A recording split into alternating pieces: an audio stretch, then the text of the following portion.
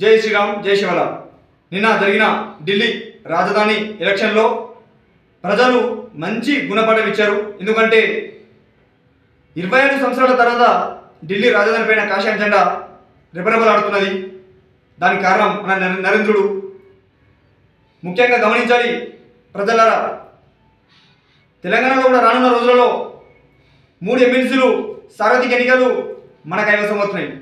ఎందుకంటే 6 గ్యారెంటీలు అన్న రేవంత్, నీ గుణమేందో నువ్వేందో పబ్లిక్ మొత్తం తెలిసింది.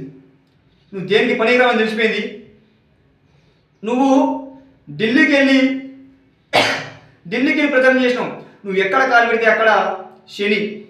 మా తెలంగాణలో కాలు పెట్టినాం, మాకు రైతు బంధు లేదు, ఇందిరమ్మ ఇల్లు లేదు, ఏ పేదవాడికి ఒక పథకం కూడా లేదు కదా. అలాంటిది నువ్వు బీజేపీ గురించి మాట్లాడతావా, మా నరేంద్ర మోడీ గురించి మాట్లాడతావా? అంత దమ్మునా నీకు? మా ఎంపీ అరవింద్ సార్ నీకు నమ్మిలి తినడానికి ఓకేనా? ఇంకొక విషయం ఏమిటంటే, తెలంగాణ ప్రజలు కూడా ఆలోచించాలి. నరేంద్ర మోడీ ఉంటేనే మన ధర్మం, మన నీతి, నిజాయితీగా మనం పని చేసుకోవచ్చు.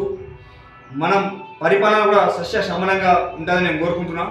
మరి ఇంకొకసారి ఢిల్లీ ప్రజలకి పేరున అందరికీ నా యొక్క ధన్యవాదములు. జై శ్రీరామ్, జై హింద్.